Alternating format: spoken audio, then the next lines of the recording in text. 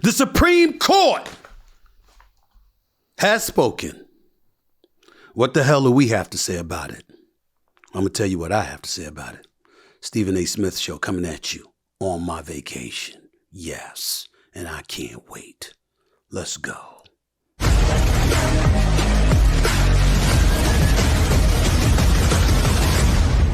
What's up, everybody?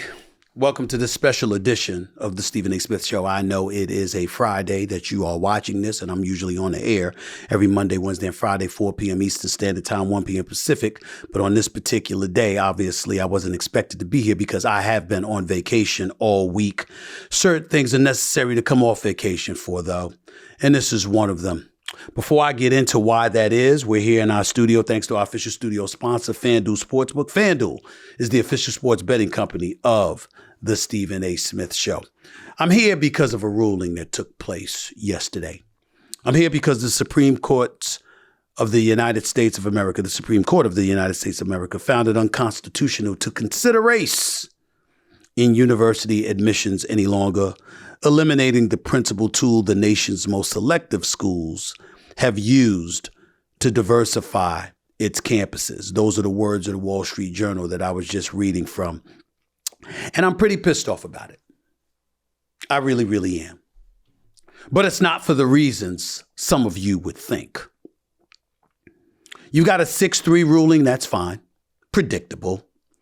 I remember Sandra Day O'Connor, if I remember correctly, former Supreme Court Justice, speaking decades ago, talking about how affirmative action ultimately would reach its conclusion in approximately the next 25 years or so. Back then, they were hinting at the end of affirmative action. This is not necessarily that, because this is only as it pertains to college admissions, although I think this is the first step of many to come to eradicate affirmative action in all its forms. I'm sure that's the agenda of many, many folks, particularly and specifically on the conservative side. Again, I'm not pissed off about that.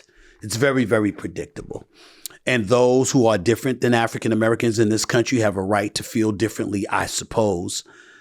But when you look at the decision, what really, really vexes me to no end is the rationale and the reasoning behind it. See, when we look at the Supreme Court justice and we look at a 6-3 majority, we all knew that the conservatives were going to be, they're going to vote on that side. We knew that Clarence Thomas would make sure his voice was heard. Quiet for the first 12 to 15 years of his time on the bench. I mean, the bottom line, it's a miracle to hear him speak some of the times, but he spoke vehemently and vociferously about this particular situation, and I'll quote him in just a few minutes. Of course, Amy Coney Barrett, Judge Gorsuch, of course, Judge Brett Kavanaugh. They joined the rest of the conservatives, Chief Justice Thomas and others, in voting in this direction. The dissenting opinions, the liberals, Ketanji Brown Jackson, of course, Elena Kagan, Sonia Sotomayor. We all know that they voted with their dissenting opinions in favor of maintaining the status quo in college admissions. And before I get into my point, let me make sure I exhibit and express a level of sensitivity. You have folks from the Asian American community who obviously are happy with this decision because we're hearing an inordinate amount of stories about how they have been discriminated against. Fine. As far as I'm concerned, if you're a black person, you're African American in this country, you shouldn't support discrimination in any form. And anybody who's claiming to be discriminated against, you should applaud that situation being addressed, because we don't support discrimination against anybody. At least we should not. Fair enough. Fair enough. And anybody else who's deemed to be a minority in this country, particularly from the Hispanic population and beyond, who feel discriminated against because of affirmative action rulings or admissions where the color of your skin gets taken into consideration, although it's not the only consideration. It's one of many considerations. If you want to lean on that and you want to say that, fine. Fine. Here's where I get ticked off. I get ticked off that white America gets to sit back and act like they're innocent in all of the things that have been transpiring, to the point where it ignited their furor to such a degree that they felt the need to oppose such things. The iniquities that have taken place in this country against minority communities, who exacted that? Who displayed that? Who exercised those actions? Who were the instigators and perpetrators of all of that? Who was that exactly? Wasn't that white America? I think it was. I'm pretty damn sure it was. We could go to slavery. We could go to Jim Crow laws. We could go to the fact that those things that were exacted against African Americans in this country was the cause of affirmative action coming into play to begin with. We just gonna sit there and ignore that, huh? See, this is where I lose it. Because that's the part that I think people are missing in all of this. I won't even get too deep into the fact that black folks ain't even the biggest beneficiaries of affirmative action. And I understand we're talking about one component of affirmative action, which is college admissions. But I'm getting to the broader scope of affirmative action because folks want to sit up there and say, we don't need race-based decisions and policies being implemented in our country. It's unfair, it's unfair, it's unfair. Well, why were they implemented to begin with? Because of what was unfair to the African American community in this country. And so what has happened in the time that has spanned over the last 40 plus, 50 plus years? Other groups have joined in to the fray, and they've pointed out how they've been discriminated against. Therefore, the government of the United States of America, specifically the Supreme Court, gets to lean on the 14th Amendment and its specifications not to discriminate against race. And they say, wait a minute, they've been discriminated against. We've got to cut this out. It's not fair. Now, they made sure to cover themselves, in case y'all missed it, because they talked about how while race, meaning the color of one's skin, one's race should no longer play a role in deciding or determining whether one is admitted into a college or not. You can take people's situations, even those contaminated by racial strife, into consideration. So if you come from an impoverished background, if you've struggled, if you're a member of the desolate and disenfranchised, that can be taken into consideration. Your life experiences can be taken into consideration. They said all of those things, and they did it to cover themselves.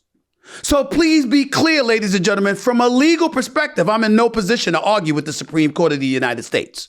Number one, I'm not qualified as a justice of the United States or even somebody in the lower courts to do that. I'm not a judge.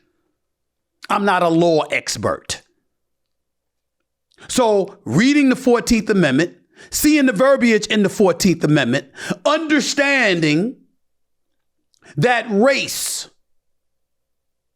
and discrimination that takes place because of it should play no role in American society, I can understand the courts making a decision, it being supported by legalese, because if you're Asian American or an Hispanic person who had a perfect score on your SATs and couldn't get entry into a renowned university because of a candidate that was deemed not up to your standards, up to your level of excellence, whether it's via SAT scores or whatever the case may be, the Supreme Court's obligation is to make sure they address that. I got that. But that's not telling the whole story. And that's why Stephen A. came off vacation. I don't have to go back to slavery. I don't even have to go back to Jim Crow laws. I will, for the sole express purposes of highlighting that was the reason affirmative action was instituted to begin with. It's because of the iniquities and the unfair treatment and the inequality that was exercised by a white community against minority communities throughout this country. So how do you get to sit there with a straight face, with a smile on your face, acting like, oh my God, we're no longer victimized after you spent centuries and then decades in the aftermath of all of that, victimizing those folks who look different than you and were clearly outnumbered by you? The nerve. The absolute nerve. And that's what ticks me off, because that gets bypassed, but it ain't getting bypassed today. It's not happening today, because that's what people need to be speaking out about. I'm not going to sit here for you and say to you, oh, my Lord, my goodness, we need to march on the streets of Washington, D.C. or march in the nation's capital because, my God, they say, you know what, race shouldn't be considered for college admissions. I don't like it. I think in certain situations it should be considered. And I think that when you think about people from disenfranchised and desolate communities, and you think about the challenges they face, I do think those things should get taken into consideration. But the court said it will and still can be taken into consideration. So I'm not going to waste my time arguing about it. If they sat up there and said you don't take backgrounds into consideration, you don't take somebody coming from the gutter, striving, scratching and clawing and struggling their way just to get to an even playing field, and you don't take that into consideration, that would be a different argument. They said no, they're not saying that. You just can't look at the color of somebody's skin and say, hey, you should have an edge over somebody who isn't black, because there are poor white people. There are poor Asian Americans. There are poor Hispanics, and there are affluent blacks. And if you are affluent and you come from a different kind of background, then that has to be taken into consideration. I get it, but it doesn't absolve y'all asses. And I'm not talking about every white folk, and I'm not talking about white folks that I'm looking at today. I'm talking about the history of white America. I'm talking about the systemic oppression that has been exercised against minority communities throughout this country that gave you an advantage, that led to you having better jobs, led to you living in better households, led to you having a more affluent lifestyle. You didn't use an even playing field to get the edge you got. So how do you then get to turn around and celebrate like you've been victimized? Because you've eradicated the ability of others from a minority community to potentially position themselves to have any kind of advantage. The nerve, the absolute nerve. And you know something? What really, really makes it worse is, without question, Clarence Thomas. See, I got his bio here. Born in Pinpoint, Georgia. Father abandoned the family, was raised by a grandfather in a poor Gula community near Savannah. Devout Catholic. Originally intended to be a priest. Actually decided not to be that, by the way, because he became frustrated over the church's insufficient attempt to combat racism. Ended up attending Yale Law School.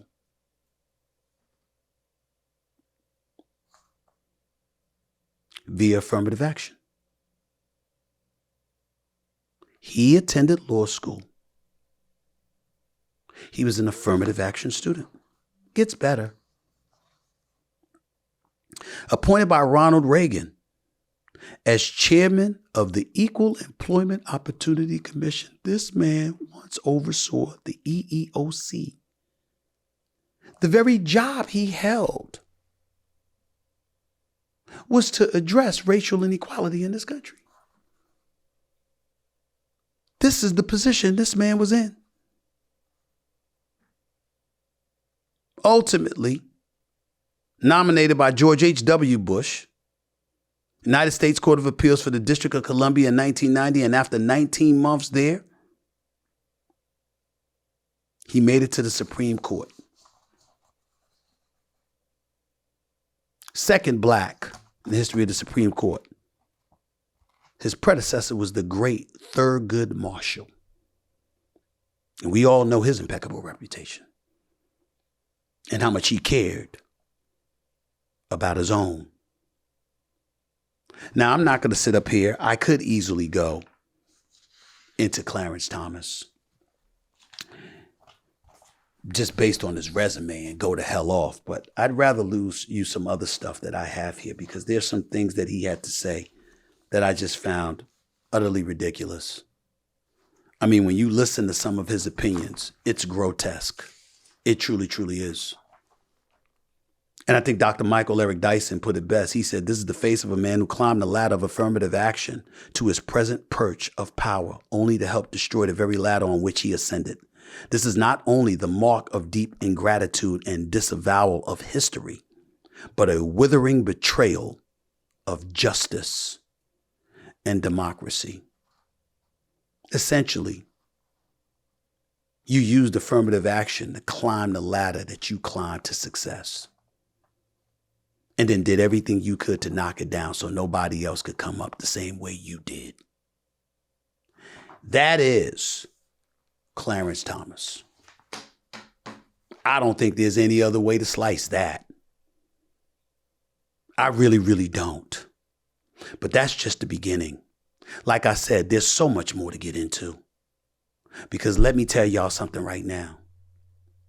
This is just step one. They're coming to do more. Clarence Thomas himself warned you about that. Gay marriage, Roe v. Wade already. There's more that's coming. You better buckle up. This is just the beginning. And it plays a role as to why I'm not too fazed by this. I saw it coming all along. And I see what's coming down the road. If you don't know, stick around. I'll let you know in a second. You're listening live to Stephen A. on the Stephen A. Smith Show. Back with more in a minute. Baseball season is in full swing, and there's no better place to get in on the action than FanDuel, America's #1 sportsbook. Because right now, new customers get a no-sweat first bet up to $1,000. That's up to $1,000 back in bonus bets if your first bet doesn't win. Just go to FanDuel.com/SAS to join today. Whatever you want to bet on, a pennant winner, an MVP future, or a parlay where you bet on a bunch of different sluggers to hit a home run, it's all there. And it makes baseball action more exciting than ever before. Take it from me. So don't miss your chance to snag a no-sweat first bet up to $1,000 when you join FanDuel today. Just go to FanDuel.com/SAS to sign up. FanDuel, official partner of Major League Baseball. Major League Baseball trademarks used with permission. Visit FanDuel.com/SAS and get a no-sweat first bet up to $2,500. That's FanDuel.com/SAS. 21 plus in select states. First online real money wager only. $10 deposit required. Refund issued is now withdrawable bonus bets that expire 7 days after receipt. Restrictions apply. See full terms at FanDuel.com/sportsbook. FanDuel is offering online sports wagering in Kansas under an agreement with Kansas Star Casino LLC. Gambling problem? Call 1-800-GAMBLER or visit FanDuel.com/RG in Colorado, Iowa, Michigan, New Jersey, Ohio, Pennsylvania, Illinois, Tennessee, and Virginia. 1-800-NEXT-STEP or text NEXT-STEP to 53342 in Arizona. 1-888-789-7777 or visit ccpg.org/chat in Connecticut. 1-800-9-WITH-IT in Indiana. 1-800-522-4700 or visit ksgamblinghelp.com in Kansas. 1-877-770-STOP in Louisiana. gamblinghelplinema.org or call 800-327-5050 for 24/7 support in Massachusetts. Visit mdgamblinghelp.org in Maryland. 1-877-8-HOPE-NY or text HOPE-NY to 467-369 in New York. 1-800-522-4700 in Wyoming or visit 1-800-GAMBLER.net in West Virginia. One of the things that I've paid attention to a lot over the last 24 hours, I'm listening to what people say and I'm noticing their reaction. I'm paying attention. I'm absorbing it all. I really, really am, because I think it's necessary. I think it's necessary to point out. And I have to admit, if I'm being completely honest, as disgusted as I am with Clarence Thomas, it's more because of the utter nerve that he has to say to some of the things that he has said. But his rulings don't surprise me. They're very predictable. You know exactly what direction that he's going to go in, and that's what he stands on. So be it. When I think about affirmative action, I think about the fact that white women have been the biggest benefactors of affirmative action. I don't care what anybody says.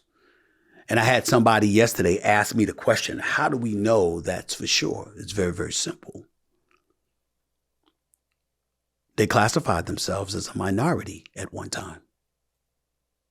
And as a result, there were jobs, there were opportunities that they were positioned to receive because they were classified as a minority. I'm not hating on it. Incredibly capable white women everywhere, black women everywhere, women, period. I'm simply talking about how people utilize the laws to their advantage. I've also been on the record talking about how racism has fallen to the bottom of the food chain. It doesn't matter nearly as much anymore as xenophobia, homophobia, transphobia. Black folks in the United States of America, with all the noise and all the bloviating about racism, have been forced to watch that issue get usurped by a plethora of other issues in this country. I'm not saying those people don't have valid points. Your life is your life, and what matters to you, and it's important. I'm a black man. Racism matters to me. If you're homosexual, homophobia should matter to you. If you're an immigrant, xenophobia should matter to you. If you're a transgender individual, transphobia should matter to you. I am a black man. Racism matters to me. And I ain't apologizing for it to anybody. But I understand it. And I get it. It's just sad that when we see America up in arms, acting as if, oh my God, look at what is happening, about time, because so many of us has been hurt. I'm still trying to figure out how white folks have been hurt. Like Chris Rock said during his comedy special, okay? And I wish I had it up right now for you. I'd show it to you. Chris Rock said it best. During the insurrection in 2021 on January 6th, white folks bombarded and raided and rampaged the U.S. Capitol, trying to overthrow a government that they run. It's unbelievable how some people have been walking the streets over the last 24 hours acting like, oh my God, finally, this has been overturned. We've been so hurt by this, so hurt by it. How? Former President Donald Trump. This is a great day for America, Trump wrote on his Truth social media. We're going back to all merit-based, and that's the way it should be. Really? Really?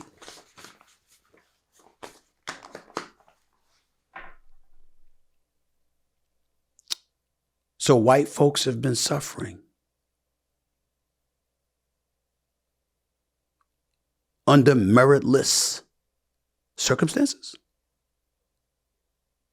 Does that in any way compare to what black folks have been dealing with? What Hispanic folks have been dealing with? In any way? In any way? Really? This is what folks are trying to convince you of. And that's why I'm telling you to pay attention. Pay attention to what the hell is going on. See, I got numbers here. Midterm elections. You know, I was looking for the percentage of black turnout. You know, in 2022 midterms, 42%. That was black voter turnout.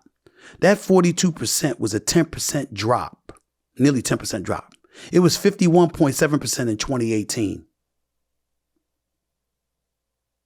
In the midterms, according to the Washington Post analysis of the Census Bureau's turnout survey, white voter turnout slipped by only 1.5 points to 53.4%.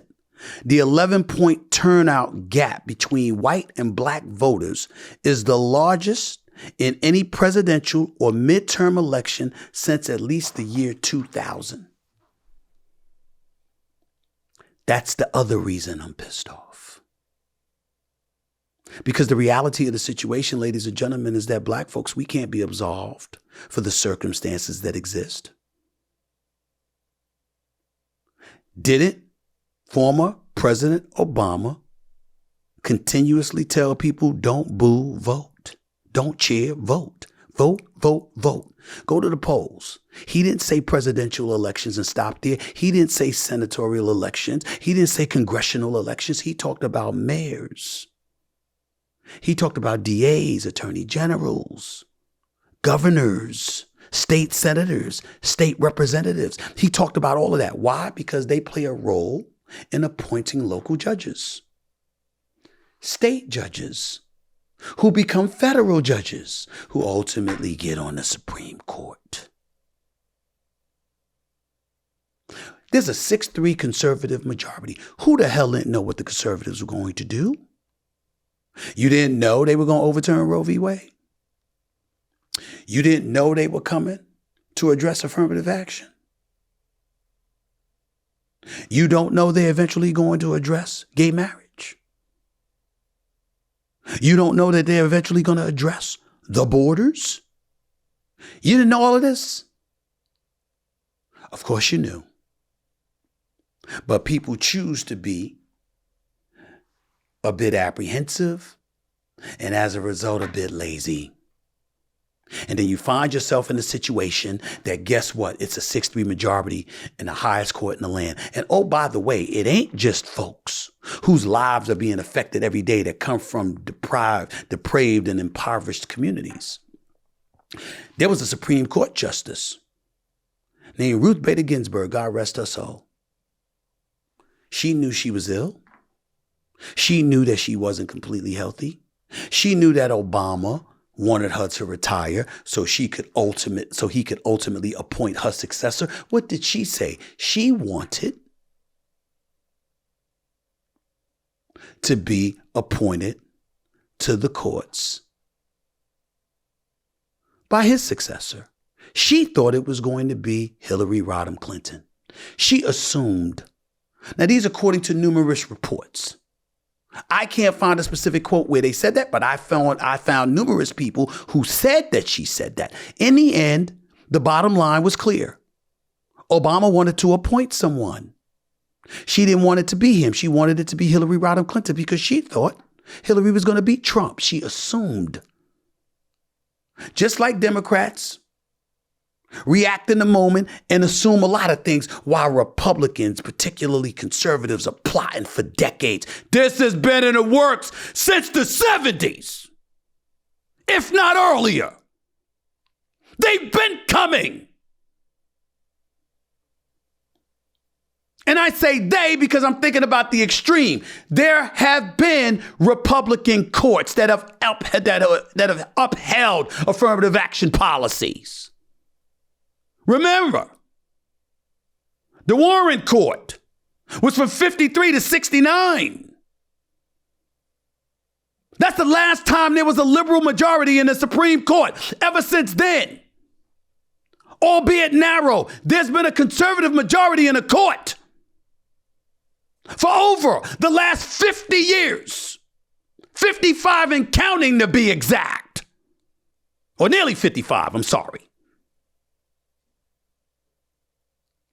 And it was upheld because you had some Republicans that said it's the right thing to do, because history taught us there was unfair and inequitable treatment afforded to the minority, specifically the black community in this country, and something needed to be done to right the ship to some degree, or even the playing scales. Now, some would argue you don't fight discrimination with additional discrimination, and the fair-minded amongst us understand that. And even President Obama himself said, and I'm looking for the quote here because I want to make sure that I'm right on point with what the man had to say. He talked about how, like any policy, affirmative action was not perfect, but it allowed generations of students like Michelle and me to prove we belonged. Now it's up to all of us to give young people the opportunities they deserve and help students everywhere benefit from new perspectives. That's Obama's way of telling you the fight is on. What you gonna do about it? Because I got news for you. They're showing you what they're doing about it. When are you gonna wake up? Ain't too many people gonna feel sorry for you. And I'm talking about us. And I'm telling you right now, I'm appalled by the decision because of the insensitivity it wreaks. Not the law. The law, it makes sense. You read the 14th Amendment, there's a legitimate argument by the conservatives to make that point. But in spirit, a lot is missing. And that's what we're talking about when we're talking about the soul of this nation. And by the way, I ain't trying to quote Joe Biden. I'm just speaking towards reality, what we're seeing, what we're witnessing, what we're experiencing. I mean, damn. What's it going to take for us to wake up and activate ourselves to fend off this onslaught that clearly is coming in our direction? It's not just coming in the liberals' direction. It's not just coming in the woke culture's direction. It's also coming in the direction of independents like myself and even some Republicans, because you got others who are extreme that don't give a damn. They're looking at the country that we're living in right now and they're saying we got to take it back.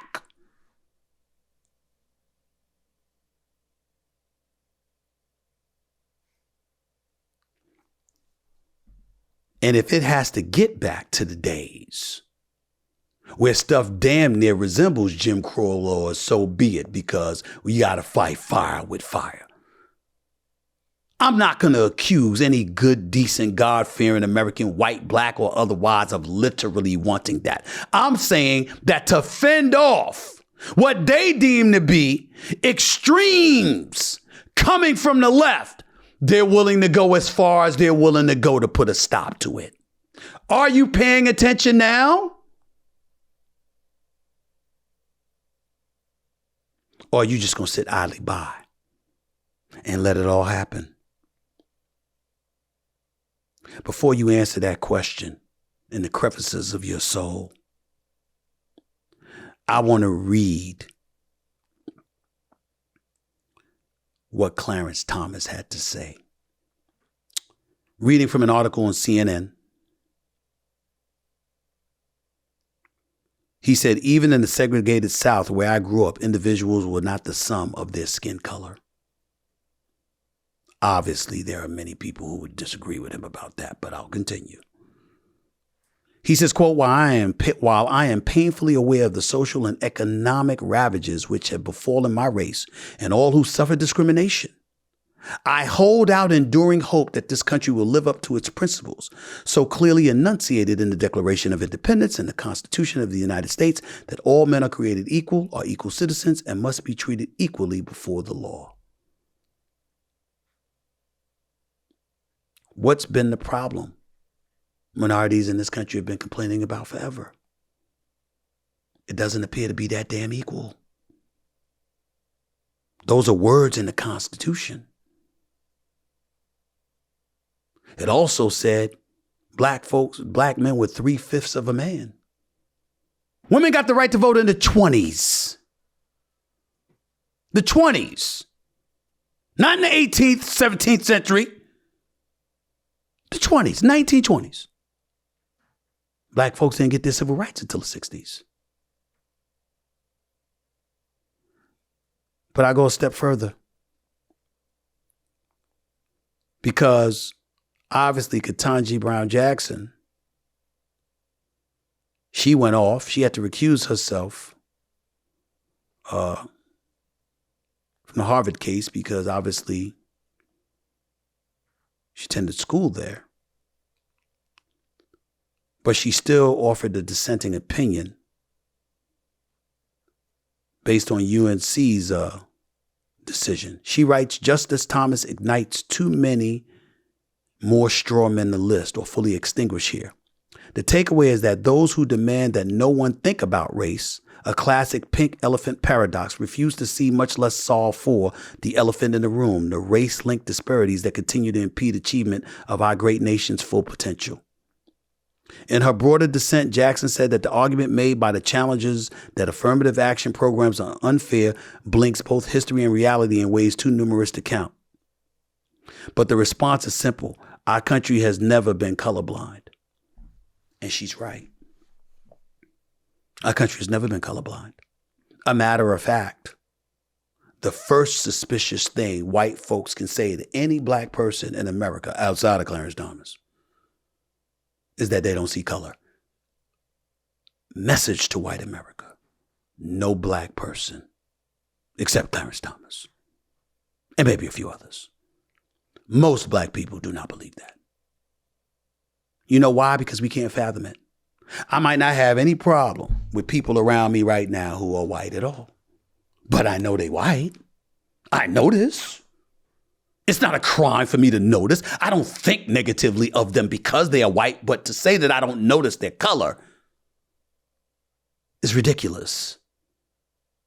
We automatically think that's a lie when that's said to us. Automatically. But Thomas came right back at Justice Jackson with this opinion. Really going at her. As she sees things, we are inexorably trapped in a fundamentally racist society with the original sin of slavery and the historical subjugation of black Americans still determining our lives today. Worse still, Justice Jackson uses her broad observations about statistical relationships between race and selected measures of health, wealth, and well-being to label all blacks as victims. Her desire to do so is unfathomable to me. I'll give Justice Thomas credit for this. All of us are not victims perpetrated by the actions of others. Sometimes we do victimize ourselves. I give Tim Scott, Senator Tim Scott from South Carolina, credit, presidential candidate, when he pointed out you can achieve things in America that appear to be unachievable in other places throughout this country. Fair enough. I'm not going to be blind to that. But to act like race has no factor, plays no factor, no role in the kind of things that transpire in our society. Just because this is no longer the Jim Crow South, just because this isn't slavery, just because this isn't pre-civil rights, is tone deaf or selectively oblivious because it no longer applies to you. I'm a black man. I'm a graduate of an HBCU, Winston-Salem State University in North Carolina. I didn't have to go to Harvard or Yale or Stanford. Hell, I probably wouldn't have been, I definitely wouldn't have been qualified to go to any of those places. How am I doing? I'm one of those people that believes black folks don't need those institutions in order to succeed, especially in this day and age with the advent of social media and the kind of things that you can do as an entrepreneur to create opportunities for yourself and for many others. We don't need Yale. We don't need Harvard. We don't need Stanford or Cal Berkeley or anybody else. We'll be just fine. I believe that. So I'm not going to summarily dismiss your opinion, but I'll tell you this.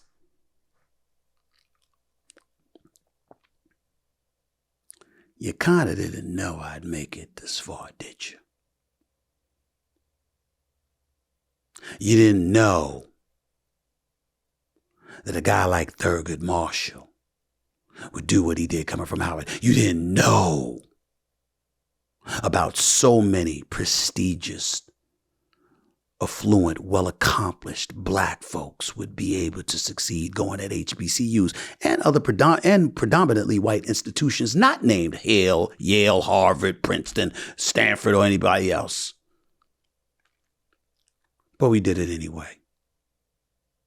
It doesn't eradicate or omit your intent in what you're trying to accomplish. You think you're the victim.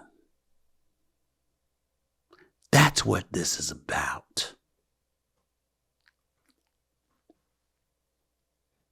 And you're trying to put a stop to it all. That perfectly explains why Trump is still relevant. That's why he came out with that quote. because he knew y'all'd buy it hook, line, and sinker. I know. That's why I got even more to say. But after this break, you're listening to the Stephen A. Smith Show. Back to close it out in a minute.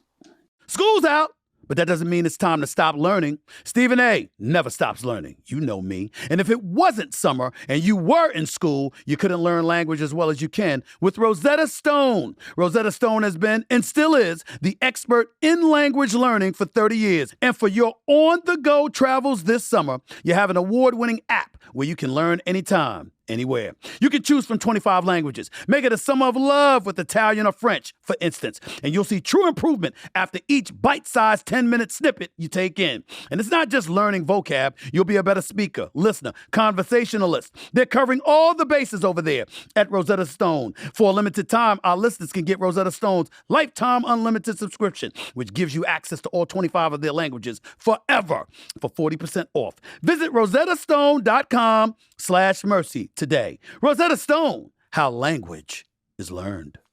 Welcome back to Stephen A. Smith Show. By the way, of course, Michelle Obama, the great Michelle Obama, was going to be heard on this matter. She says, so often we just accept that money, power, and privilege are perfectly justifiable forms of affirmative action.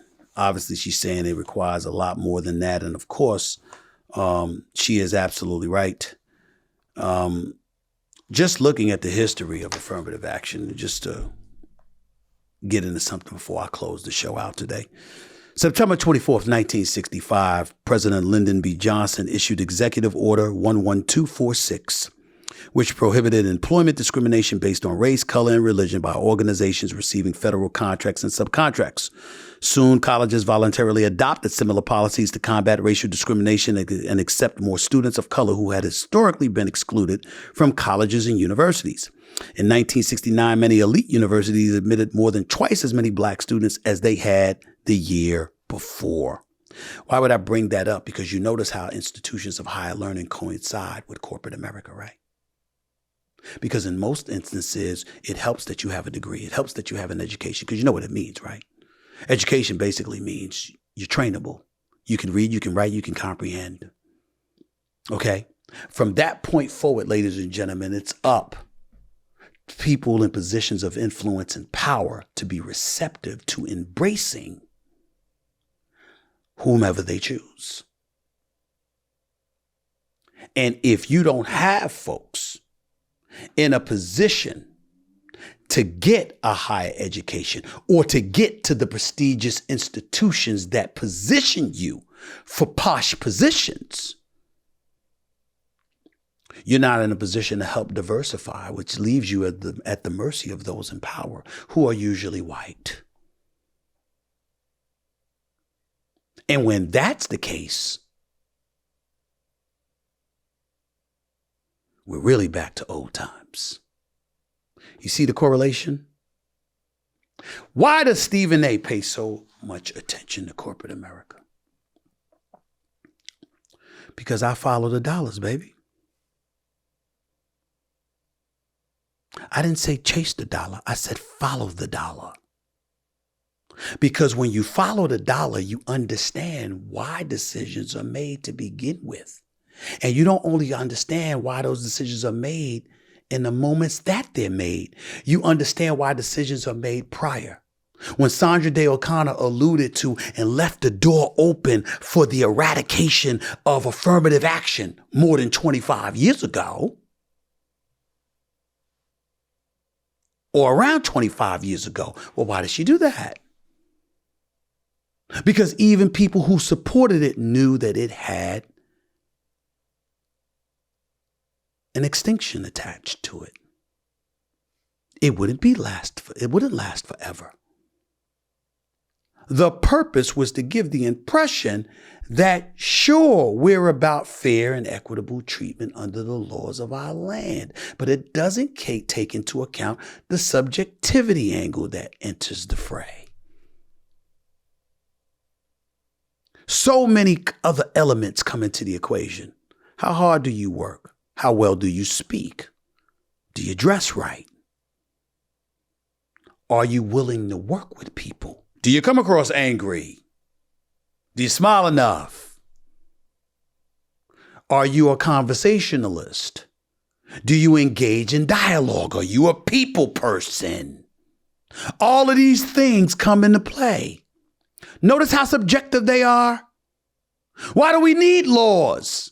We need laws to minimize the level of subjectivity that can be implemented, that folks can utilize to their advantage without having to worry about repercussions or ramifications. When you take away something like this and it's not race-based, that's a form of discrimination that's no longer going to be presentable in a court of law. You do understand that, right? You do understand that a ruling by the Supreme Court essentially eradicates the notion of racial discrimination because race is no longer something that needs to be considered. So how can you feign discrimination? See how it works? Step 1, step 10, down the line. You never saw it coming. You never saw it coming. This is the world that we live in. And for you extreme conservatives out there, this is Stephen A. I actually approve of some conservative policies. That's why I'm a registered independent. I believe that nobody should walk home with less than 50% of their money. You shouldn't have to pay more than 50% in taxes when you take into account federal and state and FICA and Social Security and all of these other things. Damn it, you should walk home with 50% of your money. I'm liberal with practically everything else. Live and let live. Homosexual, your business. Transgender, your business. You're an immigrant, come to this country legally. I'm going to put your ass to the back of the line. I ain't going to push you out of the country, but you're going to get your ass to the back of the line. Oh, yes. I ain't going to be on a ride at Great Adventure, standing in line for 3 hours to get on a ride. And right when I'm ready to hop on a ride, somebody jumps in front of me that never stood on line. Get your behind in the back of the line. In favor of those who were in line legally first. That's me. But I want you here.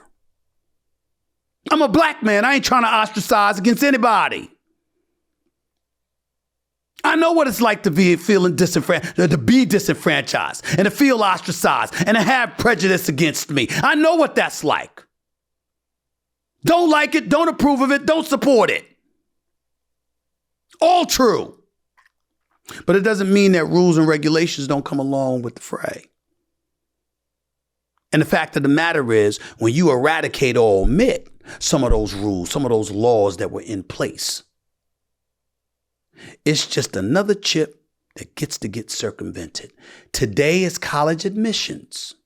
Tomorrow is corporate America. Good luck if you feel racially discriminated against filing a lawsuit. Chances are you ain't going to have too much support. You ain't going to win that. It's coming. Buckle up. It's coming. But getting back to what I was saying, because here's some of the latest polling on affirmative action and the consideration of race in college admissions.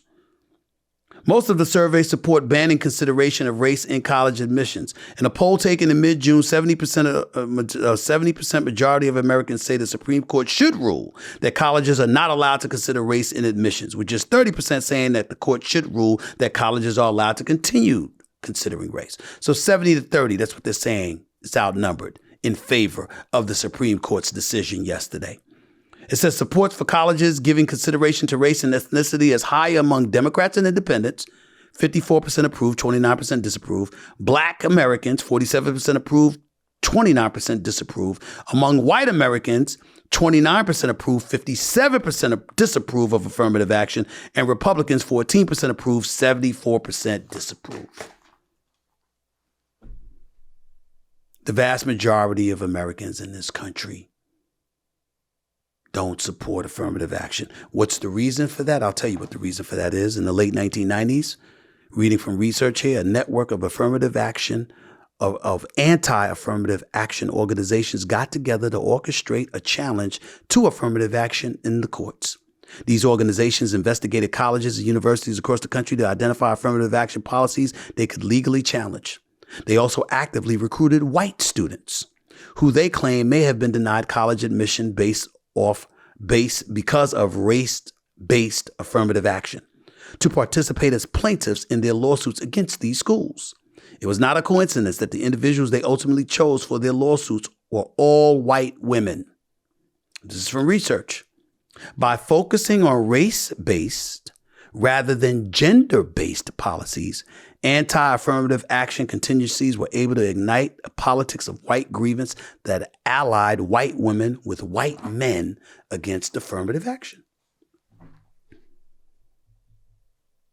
Because even though white women were held back, again, weren't allowed to vote till the 1920s.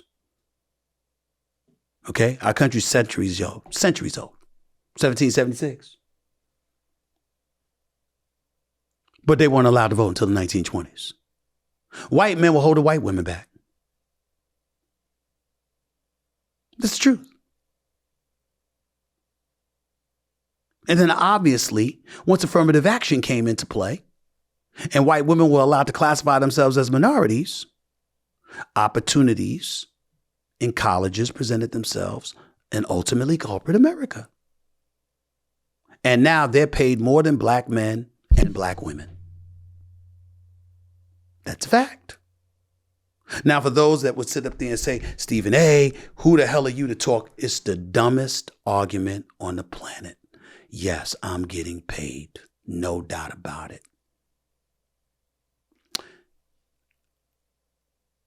Yes, I earned it. But there's a whole bunch of black people who haven't been as fortunate as me. What kind of man would I be? What kind of black person would I be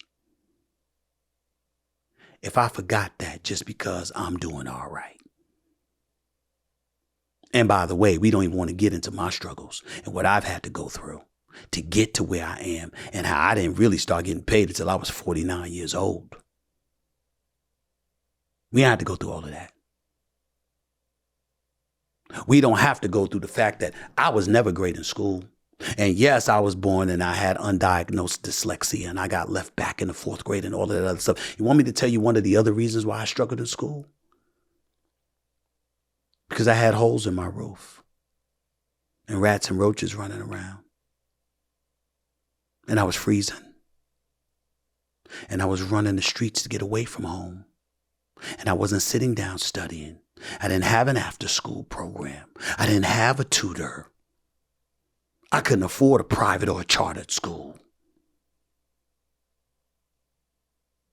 So many times you look at black folks and you're thinking about, oh my goodness, they're not smart enough. They're not smart enough. I believe black folks have shown you their brilliance.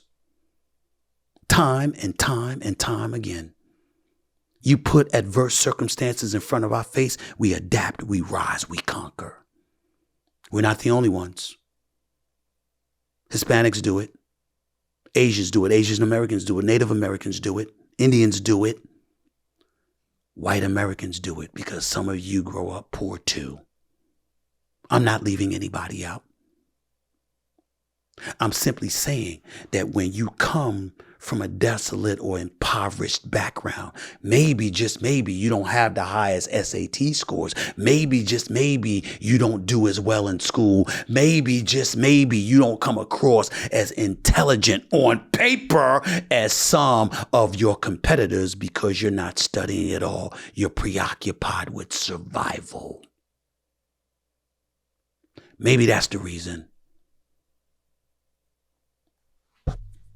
I am fully aware that some of you out there don't give a shit about what I just said.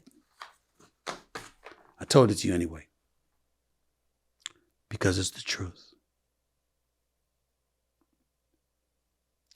But I also said it for another reason. Because those negatively affected by the Supreme Court's decision just the other day, buckle up. More stuff is coming. You better be ready. Because if you're not, more suffering's on the way. Former colleague and friend of mine, Jamel Hill, put out an interesting quote on Twitter Thursday. She said 34% of Harvard students are white. 43% of those students are either legacies children of faculty, kin of donors, or a recruited athlete. 75% of them would not have gotten in if not for special status. And then she quotes, that is according to the National Bureau of Economic Research. We understand that. We know she's not lying. We know what times we're living in. The conservative courts got America yesterday because the 14th Amendment says what it says. And although there can be dissenting opinions, there is no doubt that the decision that they made was lawful. So from a legal perspective, you don't fight discrimination with discrimination. That is a salient argument. But it didn't stop affirmative action from being instituted in the first place. Do you know why? Because the actions of this country were so egregious that even those whose ancestors were the ones grieving felt compelled to do something about it. The fact that this decision was made is their way of saying, we think we've done enough now. It's time to get back to our definition of fair and equitable treatment under the law.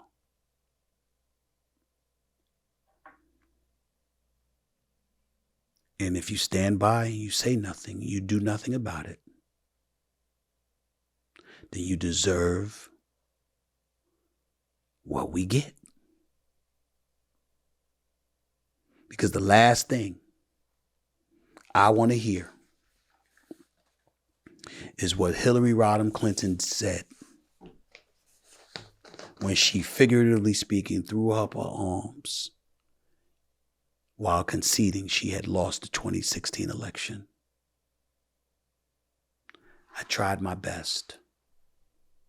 I did all I could. That was someone who was ready to fight. And yeah, we showed up and she won the popular vote. But we didn't do what it takes to assure that she wins. The Electoral College decided that. She played checkers. Trump played chess. Are we going to be the same as we won 2016? Or are we going to do something different? Inquiring minds want to know. This is not about a particular candidate. There are several Republicans that would not have gone along with this decision. They just don't happen to be on the Supreme Court. And whose fault is that? Think about it. I'll see you in a few days. Until then, peace and love.